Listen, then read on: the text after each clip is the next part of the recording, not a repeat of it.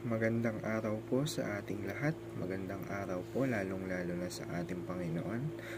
Ako nga po pala si John Robby Medina at ngayong araw po, January 23, 2025, araw ng Huwebes, ay samahan ninyo akong pag-aralan at unawain ang mga salita ng ating Panginoon. Ang pamagat po ng ating devotion ngayong araw ay ano ang kahalagahan ng bautismo sa tubig? Baptism. At ang paksa po natin ay magmumula sa Romans chapter 6 verse 3 to 4. Sinasabi po dito, "Do you not know that all of us who have been baptized into Christ Jesus were baptized into His death?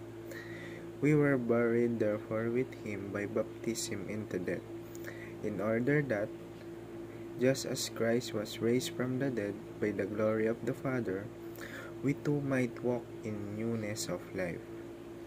O sa Tagalog naman po, hindi ba ninyo alam na tayong lahat na nabautismohan kay Kristo Jesus ay nabautismohan sa kanyang kamatayan? Sa makatuwid, tayo'y namatay na at nailibing na kasama niya sa pamamagitan ng bautismo upang kung paanong binuhay muli ni si Kristo sa pamamagitan ng dakilang kapangyarihan ng Ama, tayo rin ay magkaroon ng panibagong buhay. At para naman po sa ating katuruan ngayong araw, unang-una, baptism is an outward sign of inward faith.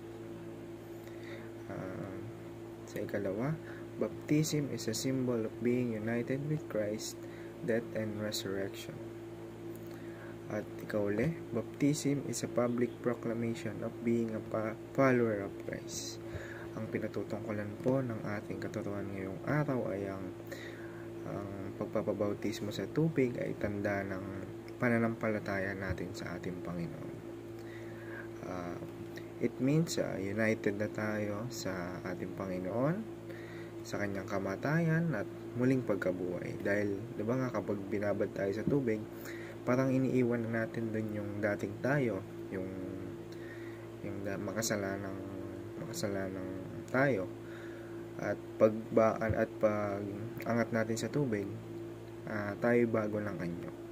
Dahil tinanggap na natin ang ating Panginoong Jesucristo. At ito rin ay public proclamation of being a follower of Christ. Kumbaga, pinapakita natin sa lahat ng tao na tayo tagasunod na ng ating Panginoong Jesucristo. At para naman sa ating applications ngayong araw, unang-una, repent and be baptized in the name of Jesus. Magsisi na tayo sa ating mga nagagawang kasalanan, talikuran na natin yung mga makamundong bagay at tayo magpabaptismo na sa ngalan ng ating Panginoong Jesucristo.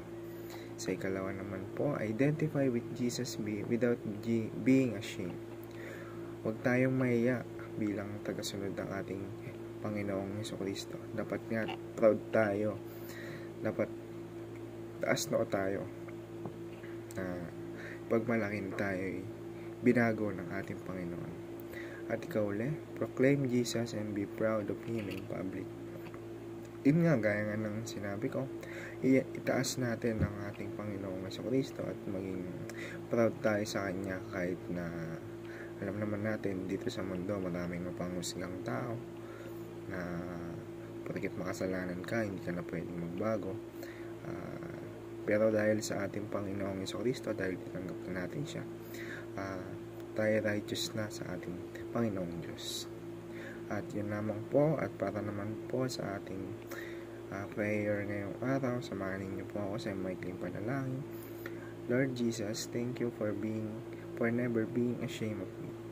Instead, you bore my sin on the cross, naked by carrying my guilt and shame.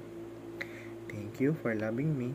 I pray that I would always remember that baptism is not just a ritual, but an outward sign of my faith and commitment to you.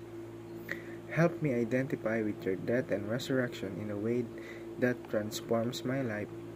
I want to follow you without shame and boldly proclaim you as my Lord and Savior. May I always be proud of you, no matter the cost.